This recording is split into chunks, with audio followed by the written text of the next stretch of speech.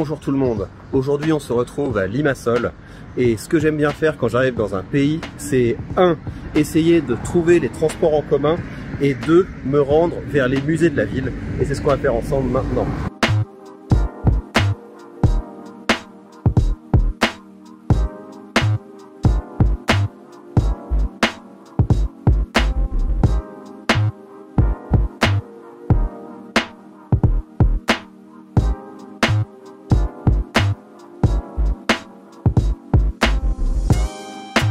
Bon, il y a beaucoup de choses qui me plaisent dans ce que j'ai vu jusqu'à maintenant.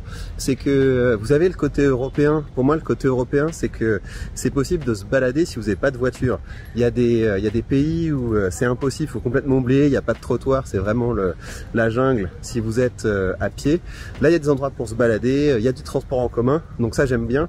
Mais vous avez l'Europe, mais avec de la croissance, parce que je vous ai montré quelques images, mais ça construit dans tous les sens. Ce côté dynamique qui est notamment permis par une fiscalité qui n'est pas confiscatoire, qui fait que ça coche beaucoup de cases pour le moment.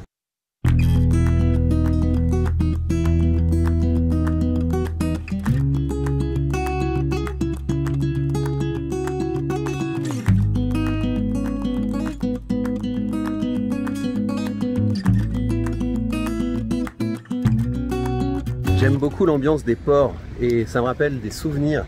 Quand j'étais petit, avec mon père et mon frère, on avait un petit bateau à voile dans le sud de la France, un tout petit machin, c'était vraiment le camping qu'on avait payé une misère, mais on adorait ça en fait.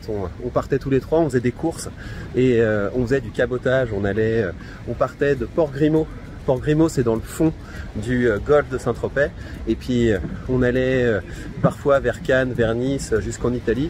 Et puis, parfois, on allait de l'autre côté, en direction du Lavandou, en direction des îles d'Hyères, à savoir Porquerolles, Port-Cros. Et à chaque fois qu'on arrivait dans un port, après avoir séjourné en mer, j'aimais beaucoup l'ambiance parce que toi t'arrives, voilà, t'es mal rasé, t'es mal peigné, t'as le teint complètement noirci par le soleil et puis t'arrives comme ça à terre. Déjà faut se réhabituer au fait que quand t'es sur terre, le sol bouge pas. Et puis tu te retrouves avec des gens qui sont un peu des touristes, tu vois, qui sont un petit peu des piétons, qui sont dans les cafés, etc. Tu fais pas du tout couleur locale et tu sais que eux, bah, ils vont repartir en bagnole et toi, tu es content parce que tu sais que tu vas repartir en bateau, que ça va être l'aventure, que tu vas pouvoir continuer tes vacances, que tu vas pouvoir continuer ton voyage. Et puis une odeur aussi. Cette odeur, je pense que c'est un mélange d'iode, c'est un mélange aussi de bitume chaud et un mélange aussi d'essence. Et bah, ça me rappelle toute mon enfance.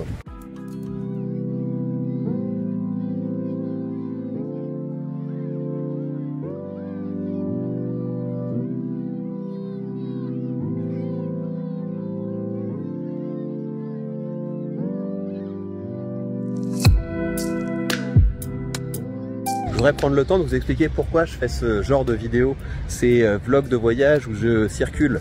C'est parce que plus on voyage, plus on se décentre, plus on comprend à quel point la France va mal. La France, c'est un pays qui est devenu complètement névrosé à cause de sa fiscalité.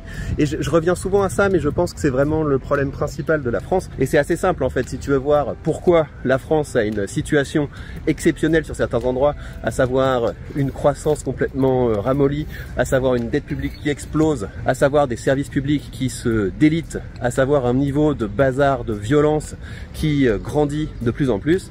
Bah, si on veut comprendre d'où vient cette situation exceptionnelle, il faut voir ce que la France fait d'exceptionnel.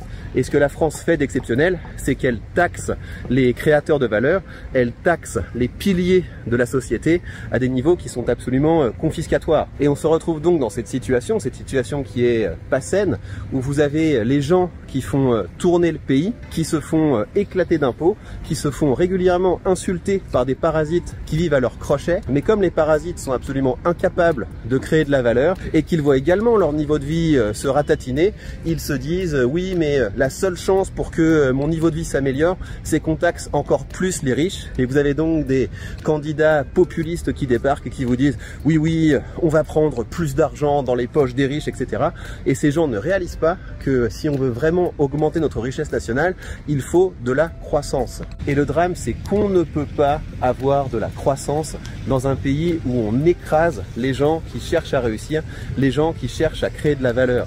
C'est absolument impossible d'avoir de la croissance quand on n'a a autant de normes, autant de règles et qu'on a une caste improductive qui est chargée de veiller au respect de l'application de ces règles. Un pays devrait encourager les forces productives, elle ne devrait pas encourager les forces négatives, elle ne devrait pas encourager les forces parasites. Mais le problème, c'est que plus vous devenez collectiviste, plus vous devenez socialiste, plus vous avez de gens qui dépendent de l'argent public, et au lieu de créer un cercle vertueux de la croissance, à savoir, vous avez des incitations à créer, à produire, à gagner de l'argent, vous avez des incitations parce qu'on ne vous vole pas ce que vous gagnez, donc vous avez une véritable incitation à créer, à tenter des trucs, d'autant plus que l'État est pas tout le temps en train de vous dire « Ouh là là, si tu fais ça, c'est mauvais pour la planète, tu fais ça, ça n'a jamais été fait, on ne sait pas quel problème ça peut produire ». Le cumul de tout ça, c'est qu'on se retrouve dans une situation où les plus grandes forces électorales, ceux qui votent pour les lois, qui sont des parasites vivant des impôts des autres, on se retrouve donc avec une classe grandissante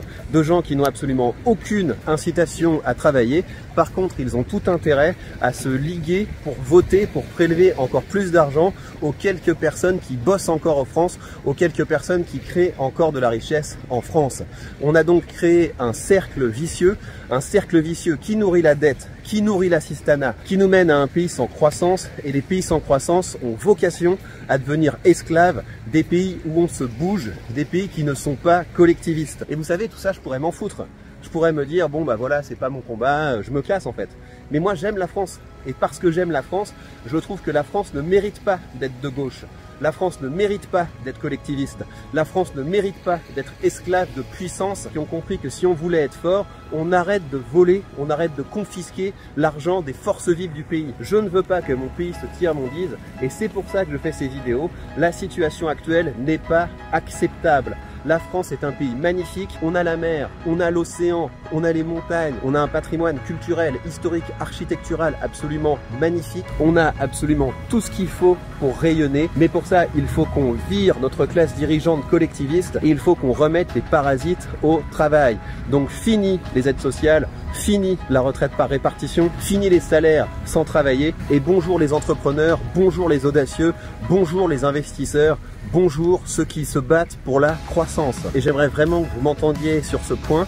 Nous pouvons amorcer un changement culturel et nous devons le faire. Amorcer le changement culturel, c'est commencer à refuser systématiquement le chantage moral. Parce que les gauchistes n'ont que ça. Vu que les gauchistes sont nuls au plan de l'économie, la preuve, c'est qu'ils sont de gauche, c'est-à-dire qu'ils ont été incapables de gagner de l'argent par eux-mêmes. Les seuls arguments qu'il leur reste, c'est de la moraline. C'est des choses du type, oui, mais on ne peut pas laisser les pauvres gens sans le sou. C'est normal que ceux qui ont de l'argent partagent, etc. Refusez ce chantage moral. Systématiquement, remplacez dans votre esprit aide sociale avec drogue. C'est le même fonctionnement. Quand vous donnez des aides sociales à des gens, vous n'êtes pas en train de leur apprendre à sortir de la pauvreté. Vous les maintenez dans la pauvreté. Vous leur donnez comme ça une drogue d'argent gratuit, et chaque dose d'argent gratuit que vous leur donnez, c'est un pas de plus qui les éloigne du retour à l'activité et qui les empêche de faire ce switch moral, ce switch intellectuel. Pourquoi est-ce que je ne gagnerais pas moi-même mon argent? Et on permet d'autant mieux aux gens de gagner de l'argent que leur argent n'est pas confisqué par l'État dès que leur tête dépasse un petit peu de la moyenne.